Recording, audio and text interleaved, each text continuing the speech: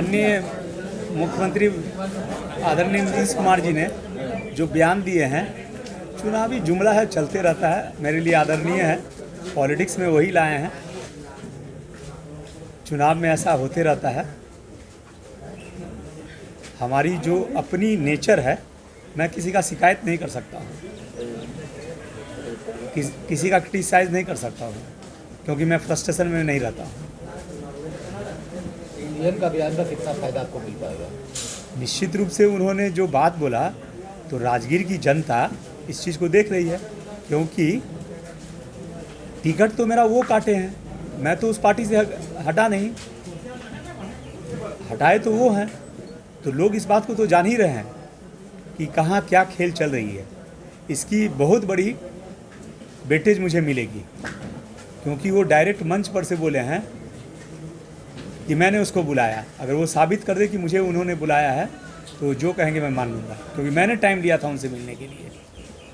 उन्होंने अपने आप सचिव को बोला कि उसको बोलिए कि जिस पार्टी से लड़ना चाहे लड़ ले, लेकिन उन्होंने बोला कि नहीं सर, वो आपसे मिलना चाहता है। अब इसी से आप एरोगेंसी पता कर सकते हैं। क्या मतलब लगाते हैं आप जो वो बयान दिए कि राजगीर में रह नहीं पाएंगे या उनको जहाँ आए वहाँ से वापस जाएंगे, इसका क्या मतलब आप निकालते हैं? कोई मतलब नहीं है, इसी तरह बोल दिए हैं वो। चुनाव का समय है, चलता है ये सब भाषाएं। हाँ, ये थोड़ा उम्मीद नहीं था कि इतने सीनियर, इतने अनुभवी लीडर हैं, हमारे स्टेट के गार्जियन हैं, तो उनसे ये उम्मीद मैं नहीं रखा था, क्योंकि पिछले बार तो वही हमें लाए थे। अगर ऐसा बात रहता तो पिछले बार वो हमें ये सोच के हमें टिकट ही नहीं देते। पब्लिक पर कितना प्रभाव पड़ेगा इसका? पब्लिक तो इस बात को जान ही रहे हैं, पब्लिक उद्वेलित है। पब्लिक को तो लगता है ये माननीय मुख्यमंत्री के द्वारा ये अनएक्सपेक्टेड बयान है। एक इतने सुलझे हुए पॉलिटिशियन का ये बयान पब्लिक को नहीं पच रहा है। ऐसा नहीं लगता कि अगर आप चुनाव जीतते हैं तो आप पर मुकदमा भी हो सकता है, कई तरह के बाधाएं भी सामने आ सकती हैं? वो तो जिस समय से राजनीतिक में आए हैं तो वो तो चलते रहता है, वो तो पार्ट ऑफ डैट। सर, आप एकमात्र विधायक थे जिन्होंने जनता के सामने पिछले 5 साल का रिपोर्ट कार्ड रखा। आखिर क्या कारण था कि सुशासन बाबू आपका टिकट काट देंगे? पता उनको लगा होगा। देखिए, अगर हमसे पूछा जाए तो जहाँ तक उन्होंने मुझे, मैं 8 अक्टूबर को उनसे मिला था, तो उन्होंने साफ शब्दों में कहा था कि रवि ज्योति जी, मैं दबाव में हूँ। मेरे गार्जियन थे, मैं दबाव में था, मैं उनका फॉलोअर था, मैं उनके पार्टी का एक विधायक था, तो मैं उस चीज़ को उतना तरजीह नहीं दिया। मैं सोचा कि सच में मेरे गार्जियन दबाव में है, तो बच्चे अगर समझदार होते तो अपने गार्जियन को परेशानी में नहीं डालते हैं। किस तरह का दबाव उनके ऊपर था? और वो बताएं कि जो माननीय जिनको मैंने हराया था, आदरणीय सत्यदेव नारायण आर्या जी का दबाव था, और हो सकता है ऊपर का दबाव हो, लेकिन ये नहीं, लेकिन दबाव तो था ही। अगर ये टिकट सीट शेयरिंग में अगर घटक दलों के साथ बीजेपी को चला जाता तो मुझे तकलीफ नहीं होता है। इवन अगर ये सीट किसी जेडीयू कार्यकर्ता को अगर लड़ाया जाता तो मुझे तकलीफ नहीं होता, मैं नहीं लड़ता, क्योंकि मुझे लगता कि भाई सीट शेयरिंग में चला गया है। लेकिन जिनको मैंने हराया वो दूसरे पार्टी का, और उनके बच्चे को लाके अनान फनान में 1 घंटा के अंदर ज्वाइन करा के टिकट दे देना जनता को और मुझे भी अटपटा लगा। आगामी चुनाव जीतने के बाद आपकी पहली प्राथमिकता क्या होगी? कि राजगीर का जो पर्यटन क्षेत्र है ना, उसको उद्योग में तब्दील करूंगा और रोजगार का व्यवस्था करूंगा।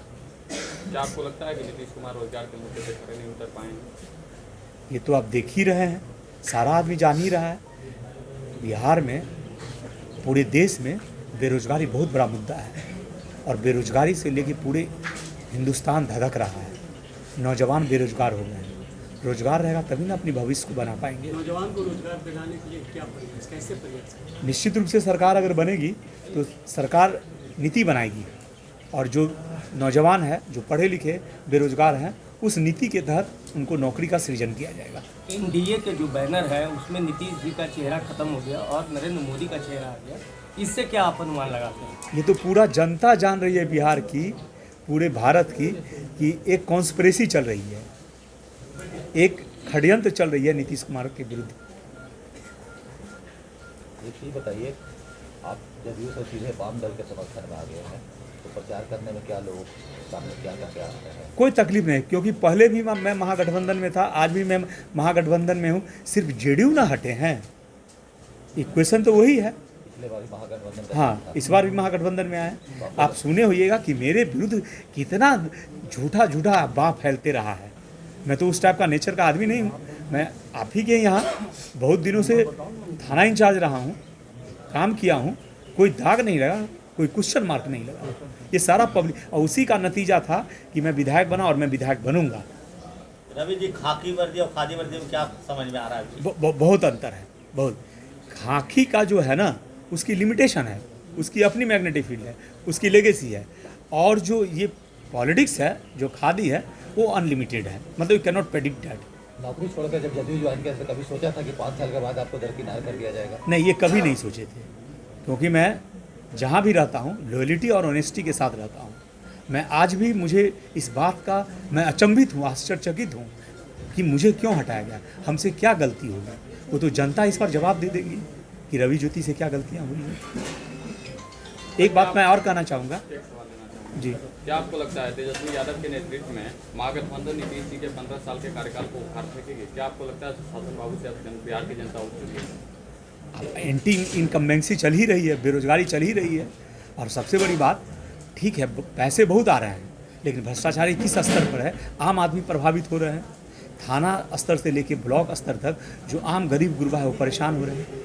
मैं एक चीज़ और बताऊंगा कि मेरे साथ मीडिया प्रभारी हैं डॉक्टर शंभू नारायण सिंह, आप इनका भी विचार ले लें। अपनी जीत को लेकर सर आप कितना आश्वस्त हैं? पार्डे, आपने अपनी जीत को लेकर आप कितना आश्वस्त हैं? एक बात बताएं, मुझसे बराबर लोग पूछते हैं, इलेक्शन में जो उठता है, जो इलेक्शन में खड़े होते हैं, जो निर्दलीय रहते हैं, जिसको पता है कि उसको 200 वोट भी नहीं होता, वो भी कहते हैं कि हम जीत रहे हैं। वो तो जनता डिसाइड करेगी, जनता मन बना ली है। आपका सबसे बड़ा कंप्यूटर कौन है सर वर्तमान समय? हमको नहीं लगता कि कोई मेरा कंपटीटर है, क्योंकि यहाँ एक एक जनता लड़ रही है मेरे लिए। मैं नहीं लड़ रहा हूँ, मैं तो एक माध्यम हूँ।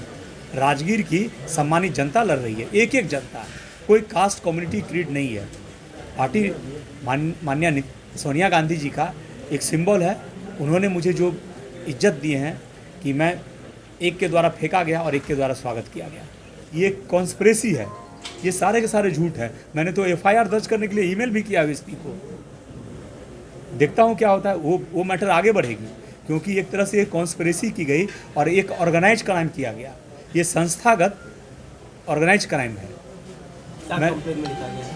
कंप्लेन में लिखा गया है कि मेरे विरुद्ध कुछ लोगों ने और कुछ हमारे दल के जो मेरा दल कल था, उस दल के बड़े नेताओं ने एक कॉन्स्पिरेसी रचा, एक षड्यंत्र रचा, और ये एक संस्थागत शोषण किया गया मेरे विरुद्ध दुष्प्रचार किया गया। अगर एविडेंस है उस बारे में जो आपने पूछा है, तो मुझे आप जो कहेंगे मैं करूँगा। ये कोई जुमला नहीं है, ये रवि ज्योति का वर्ड है। मैं वचन देता हूँ